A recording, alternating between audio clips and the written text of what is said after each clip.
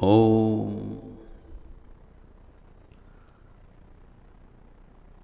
Tava Kathamritam Tapta Jivanam Kavibhidiritam Kalma Shapaham Shravana Mangalam Srimadaatatam Bhuvi Gunantiye Bhurida Janaha.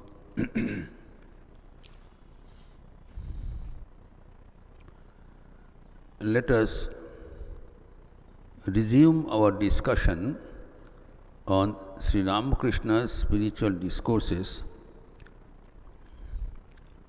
given on 25th February 1885 in the house of his ardent devotee Sri Girish Chandra Ghosh at his residence in North Kolkata. When Sri Ramakrishna visited the house on his way to witness a drama, Vishaketu, being staged at Star Theatre. Girish Chandra Ghosh was the owner of the theatre, an actor and composer, the central figure of the theatre, and Sri Ramakrishna came to witness the theatre. On Vishaketu, the son of Karna, how he was sacrificed, and the truthfulness of Karna was highlighted. Data Karna, he even sacrificed his son to keep his words.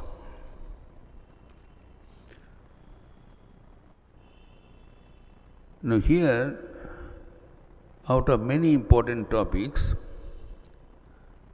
the Girish Chandra's own brother Atul Chandra Ghosh was also present. He was an advocate in Calcutta High Court.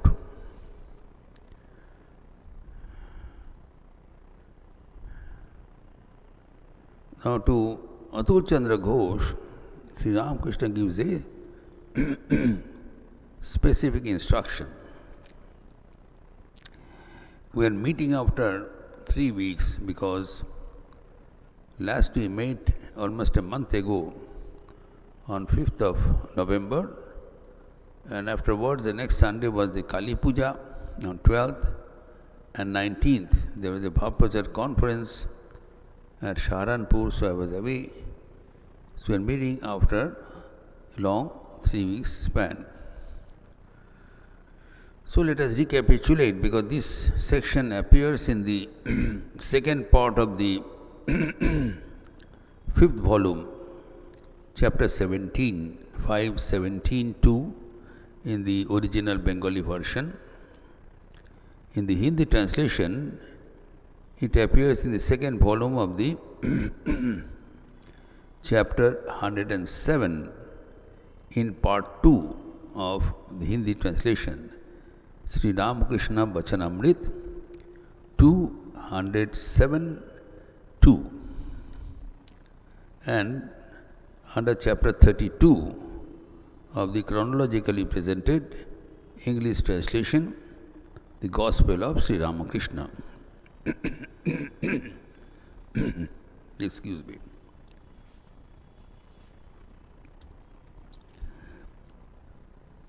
Now you know that Sri Ramakrishna had variable instructions to his different devotees. The unique characteristics of Sri Ramakrishna is to show the way to the ultimate reality for all of us. Previously, it was restricted to the enlightened ones, fortunate ones, those who are advanced souls. those who have vairagya, vivek, jnana, bhakti, etc.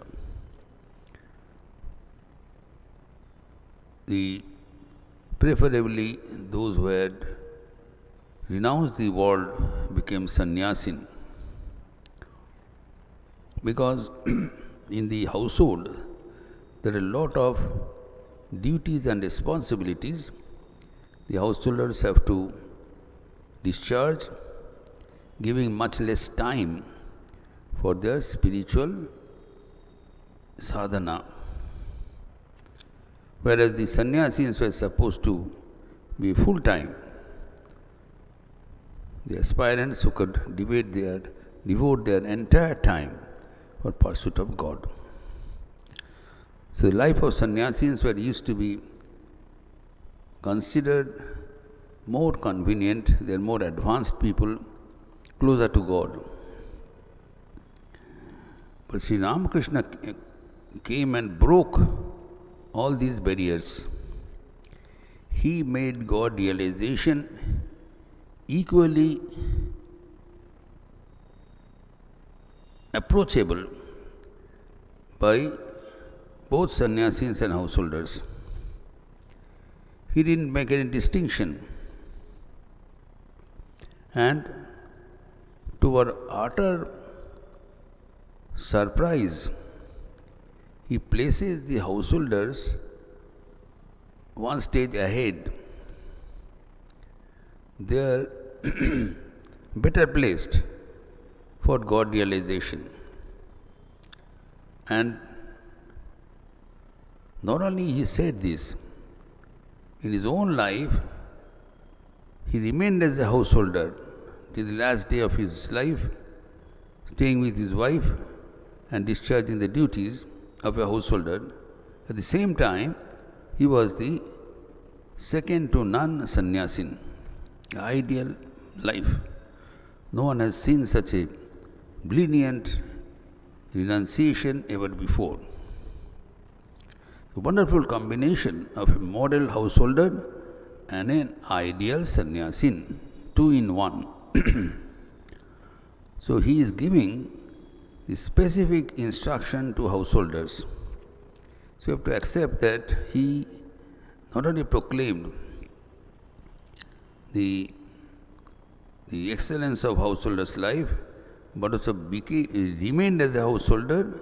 And not only he encouraged some of his close devotees to remain as householders and practice the presence of God. Like Master Masha.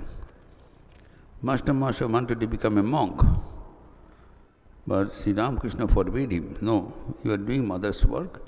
Remain as a householder. Master Masha did. Though with much distress, he led a householder's life. But Sri Ramakrishna didn't allow him to renounce these family ties.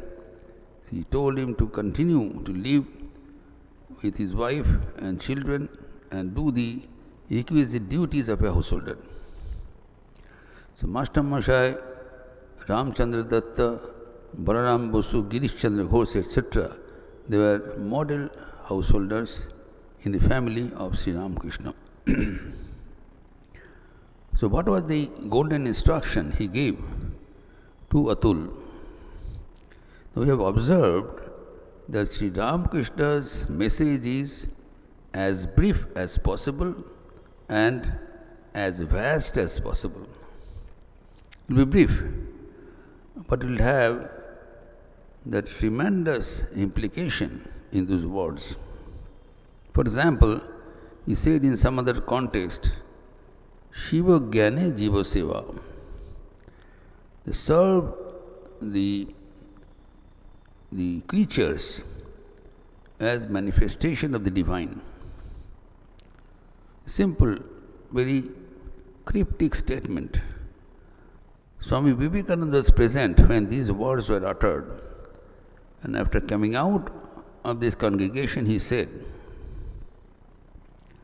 that there is tremendous significance of these words and tons of books can be written on the implication of these words. And if God gives me opportunity, I will go to every nook and corner of the world and preach this wonderful truth that serve the God, worship God in the living manifestation of the creatures, living human beings. Living beings are the manifestations of no other than God. This one statement. Similarly, he says to Atul that do both the works. He said that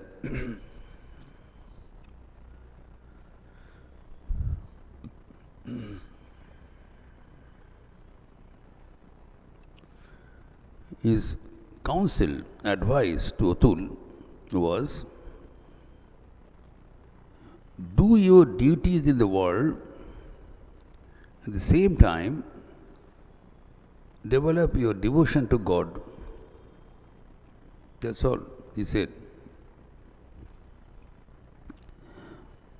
That's the entire message of Sri Ramakrishna.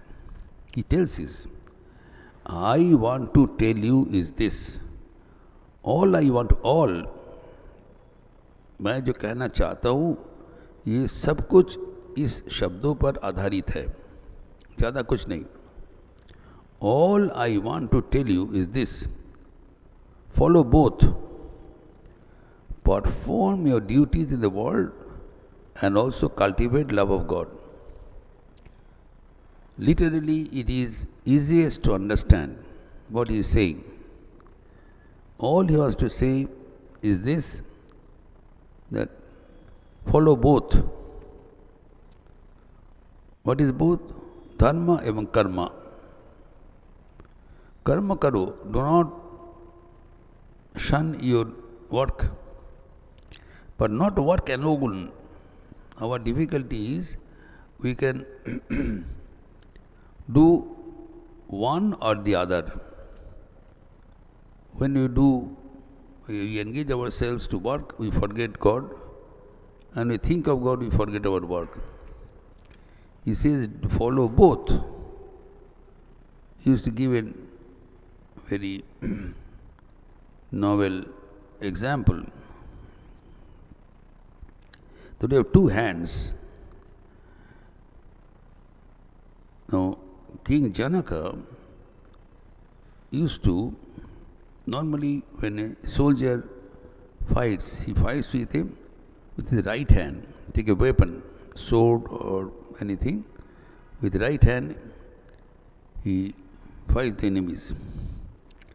But those who are very exalted soldiers, they can swing swords on both the hands. So say that King Janaka was a yogi, Adarsh, Rajarshi, Rajacha, Rishicha, is a perfect administration and also a realized soul. He used to wield his sword on both the hands, meaning that at the same time he would discharge his duties as well as be devoted to God. Two in one. So, this is the method he is saying, that work and worship must go hand in hand.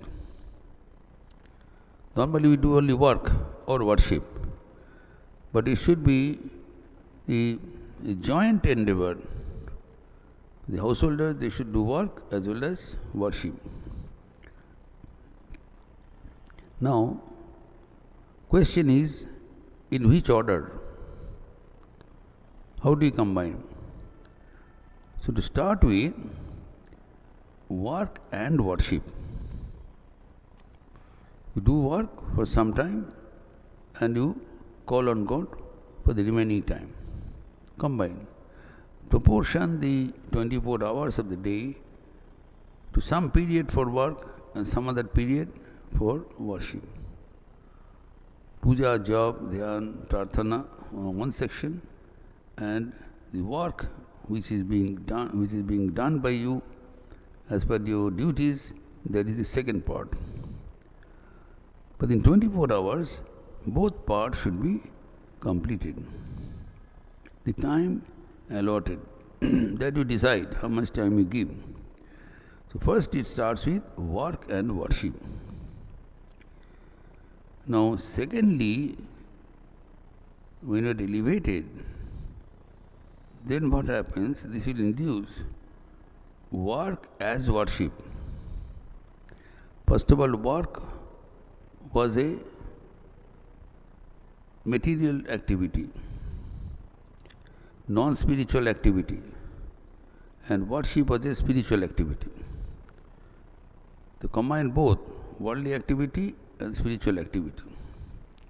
But with some orientation in the mind, the work which I am doing is also a spiritual endeavor. How the work can be done as worship? Second method is work as worship. So how can the work can be considered as worship? Because it is God who is doing the work, not we.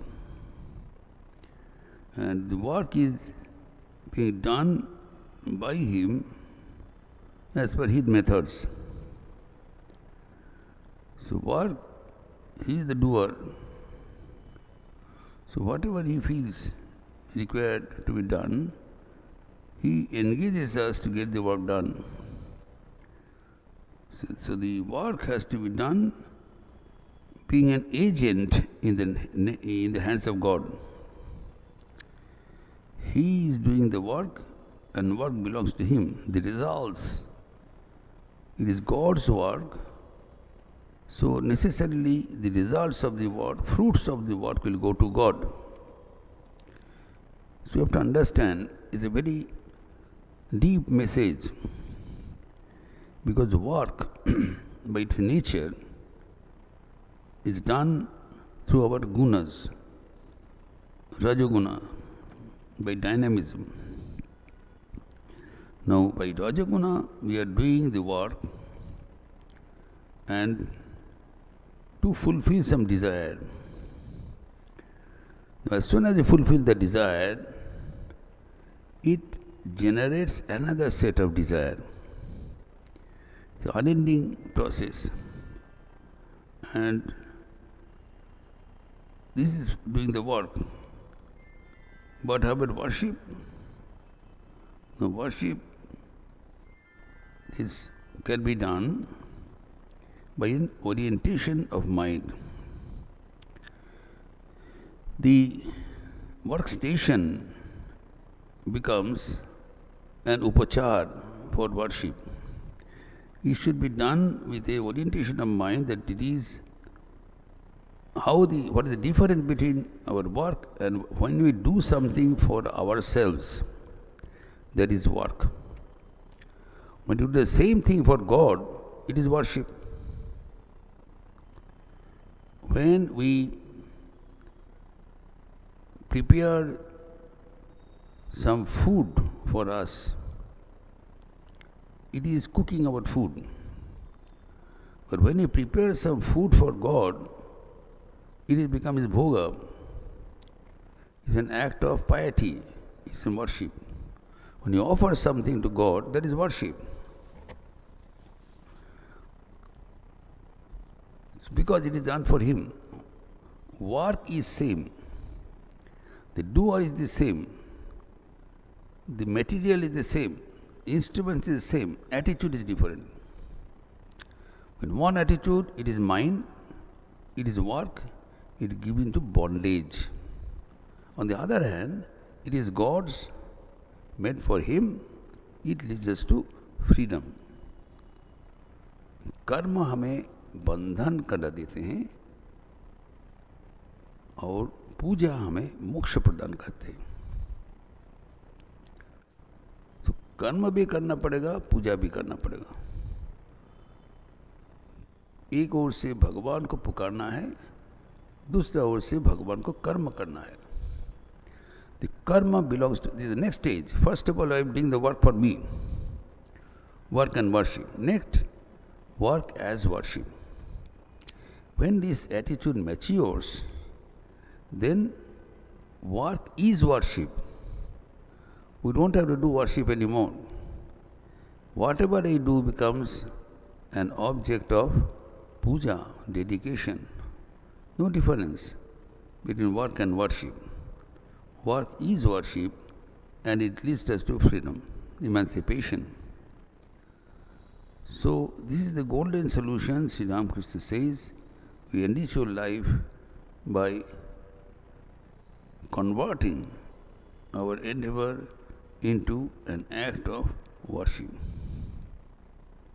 Just a mental orientation is necessary, that I am here now. Whatever has been done in the past, let us forget about it. From now on, my every moment is earmarked towards worship of God. Whatever I do, that becomes an act of worship. Whatever is number one. 3, that orientation of mind is necessary. First, then work is worship. There is no difference, because the work is being done for him, not for me. So work belongs to him, meant for him, not for me. So when I and mine are deleted, replaced by thee and thine, then work is transformed into worship. It's just a mental attitude, nothing else. The doer, everything, the materials, environment, infrastructure is the same. Or the change of attitude makes from selfish to divine, from work to worship, from bondage to freedom. So, work belongs to him, number one. And secondly, that he is the doer, most important point. So far I was doing that I am the worker. Unless we have a sense of responsibility, you cannot perform the work. You cannot do my work with the same sincerity as I will do, because it is my work. You cannot look after the children of others as your own children, because it is your children. Your children and the neighbor's children are different.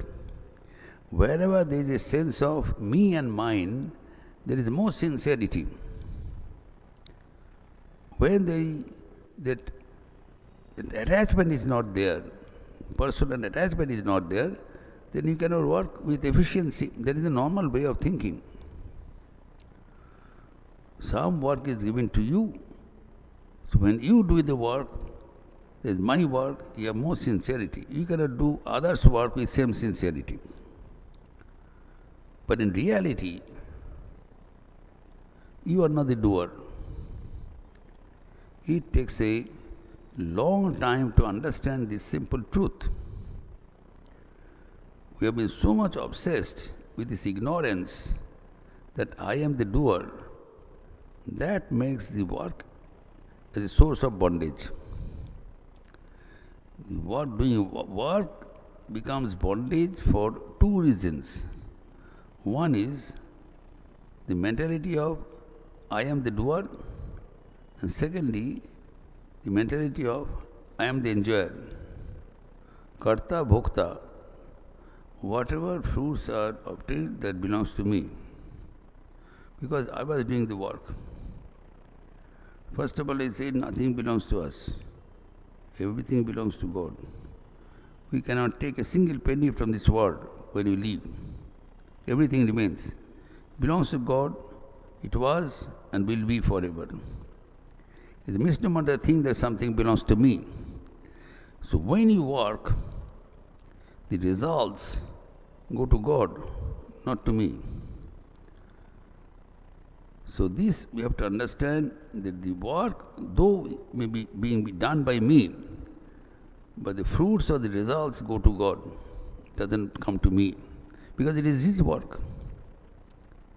When you are working for a company, the profit goes to the company, not to you. You get the fixed remuneration or whatever is arrangement. But the receiver of the result belongs to the person who is running the show. So God is doing His work through me. So I am His instrument. So I am not the doer, He is the doer. So whatever becomes the consequence, He is responsible for that, not me. You may ask that how this works. You are doing something and you say that you are not responsible for it, then who is responsible?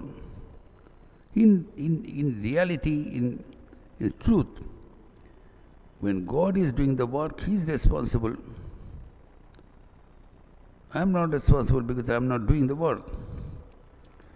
So, but when we do the work as an agent, this is the irony, this is the secret of work. That normally when we think that when you do a work, thinking that I am not doing, will not have that much of concentration. With concentration, with sincerity, I can take up the work which is mine. If the work belongs to you or somebody else, I can do it on your behalf, but not to that sincerity. It is wrong. This is the ignorance. When we do the work for God, it's not my work, then the work becomes more perfect, more efficient, more rewarding. How? Because when we are doing the work, thinking it is mine, then this thought of ego takes over a greater portion of our mind, making it responsible for the work and adding tension to it. When we do the work with result-oriented motive, if there is a good result, we are happy. If there is bad result, we are sorry. So this feeling, emotions take over a major part of our attention. When you do the work, being afraid of the result of an examination, when you sit for examination, we are afraid. What will be the result? You may pass, may not pass, you may get so much of percentage, may not. So such vain thoughts take away a portion of the mind which could be utilized for performing the work.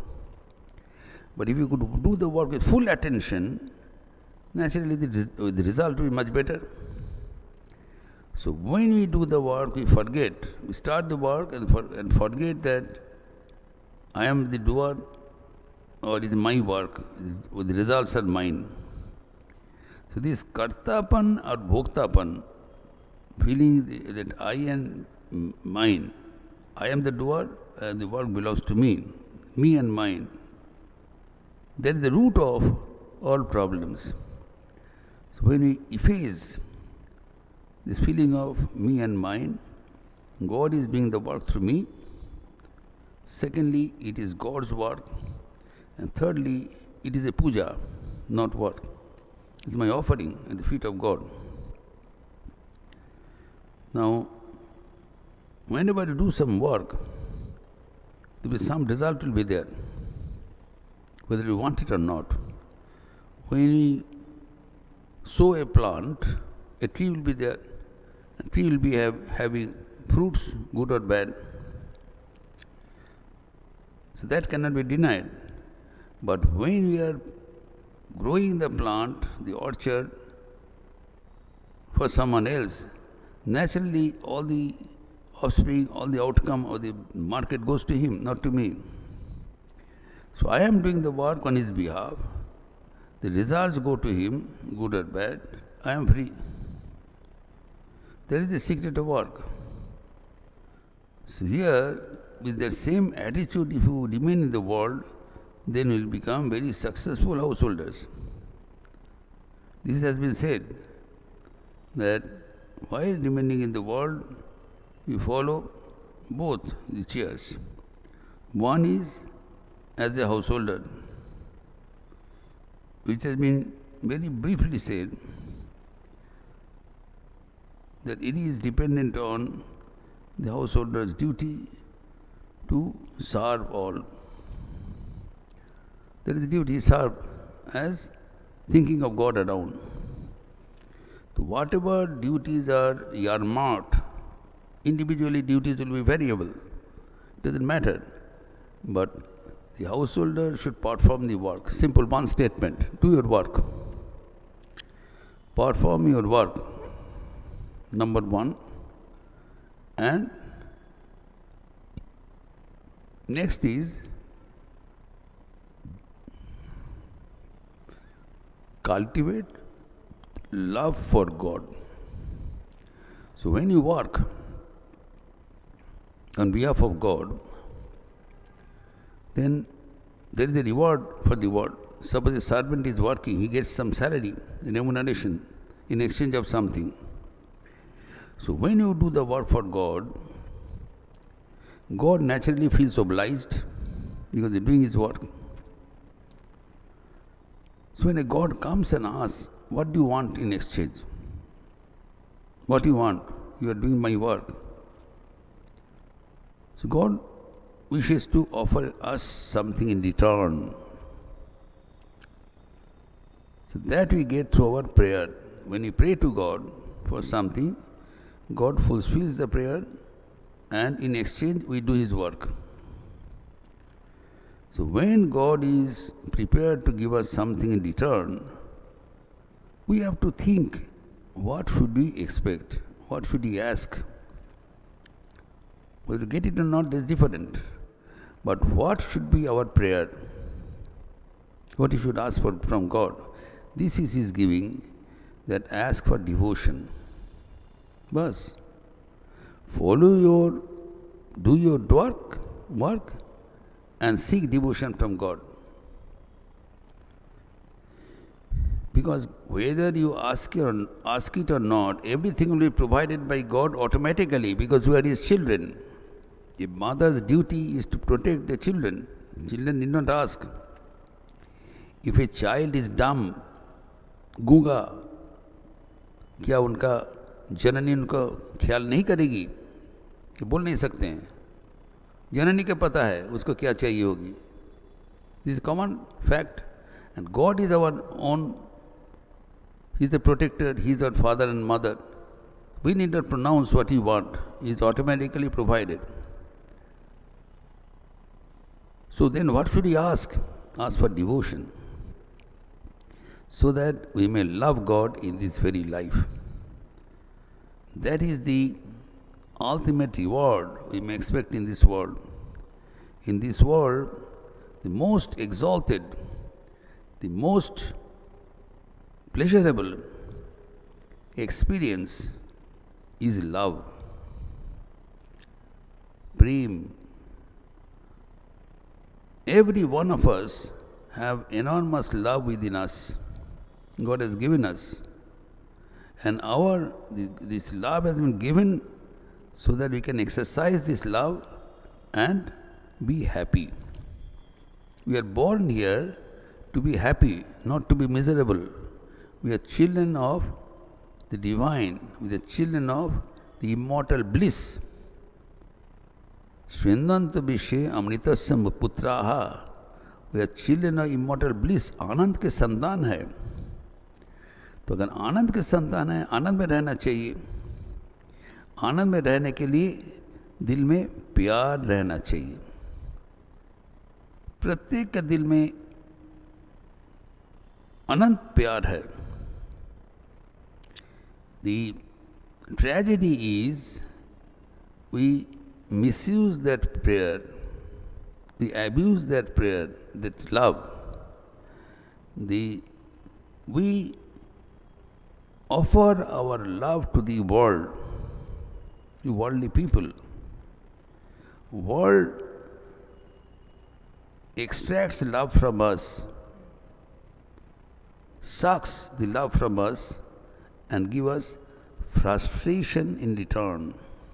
That is the tragedy of life. When we invest, devote, offer that love to the world takes the entire love from us and give us blows in return. There's a song,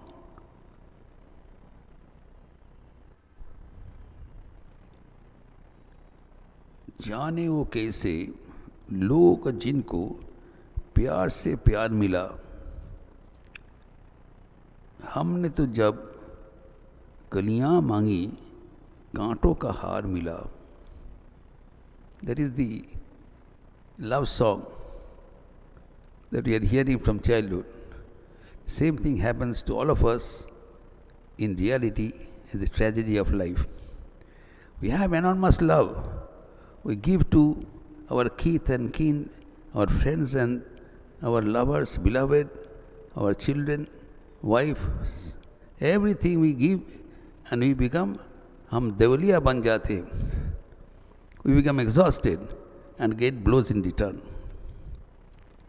But if we offer this love to God, then God, what He does, He returns this love to us with a cord of love of His. When you offer the flowers to the world, the flowers are taken away and the flowers get dried and wasted. When you offer the flowers to God, God makes a beautiful bunch, फूल का स्तबक बनाते हैं और हमें वापस कर देते हैं. And He enriches our life with more love. So we become enriched by offering our love, bhakti to God. That is to be done. That's what God is saying. Do your work, never expect anything from anyone. Do your work and seek devotion from God. God will crown your life with His devotion, with His love, and with His unending bliss. We are children of bliss. We should be blissful. So all bliss and Anand and प्यार हमारे जो है भगवान को देना चाहिए. This is the warning Srima Sharda Devi is telling. My child, if you love anybody in this world, you'll get misery. মানুষকে ভালোবাসলে দুঃখ পেতে হয়. Sure, you are going to get misery if you love anybody in this world. There is no pleasure in this world. Pleasure is in the divine. ईश्वर ही एकमात्र सत्य है, इसको जानने का नाम ही सुख है. God alone is true, the rest are all false. How false? Because none will stay for long. In this world, everything is changeful. Pratikshana parivartanshil. None, no pleasure, no human being, no environment will stay with us forever. God will only stay. God was, God is, and God will be with us.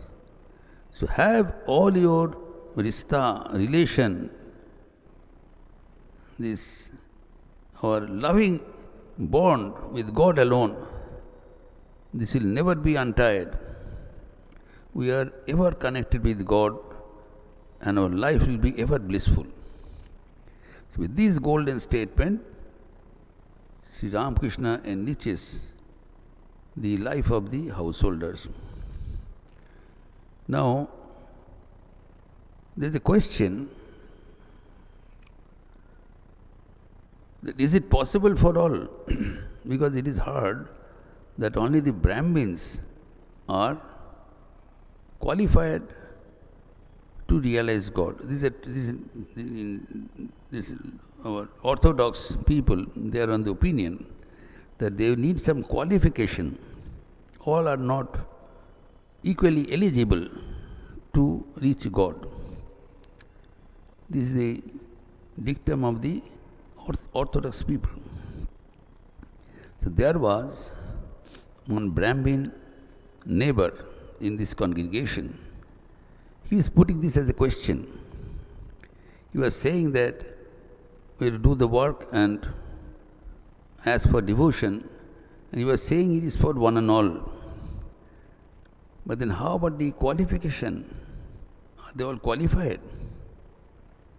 The question.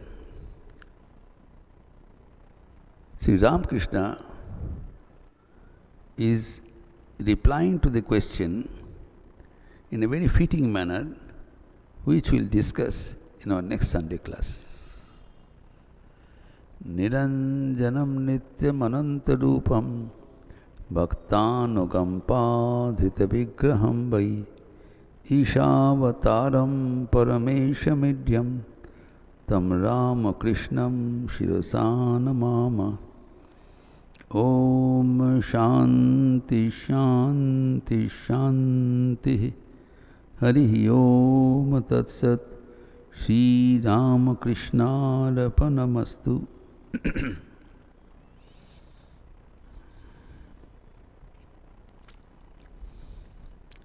We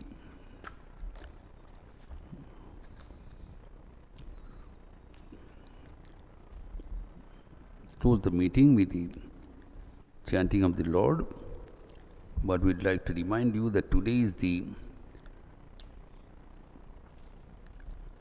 birthday Tithi Puja of Swami Muktinathanandaji Maharaj,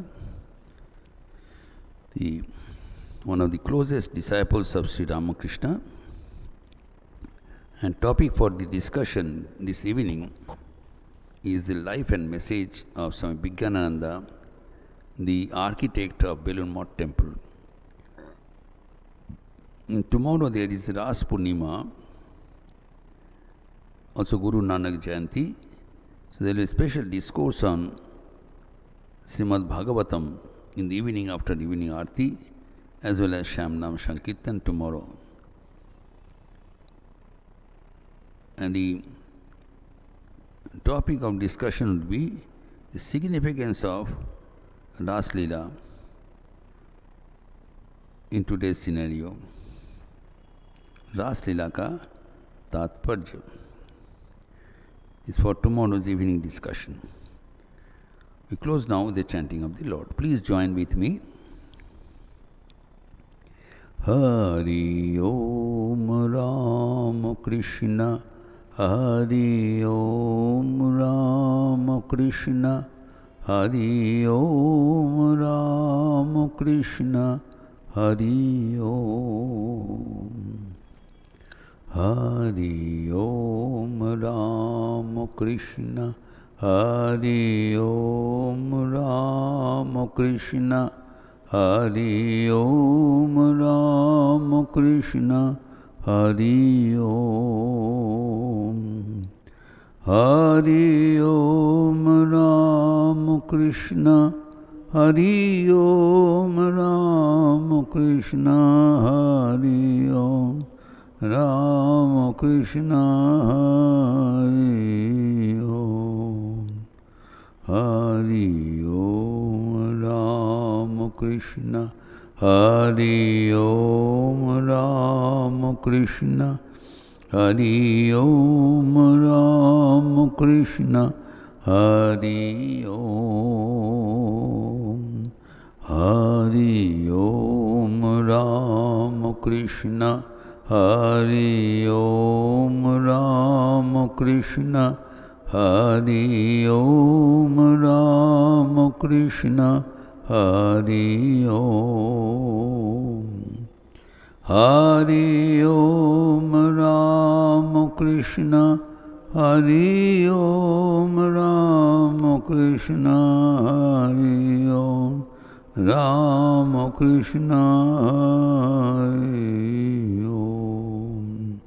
Hari Om Ramakrishna, Hari Om Ramakrishna, Hari Om Ramakrishna, Hari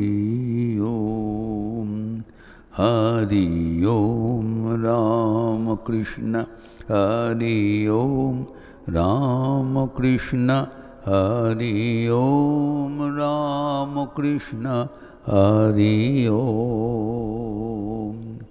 Hari Om Ramakrishna Hari Om Ramakrishna Hari Om Ramakrishna Hari Om.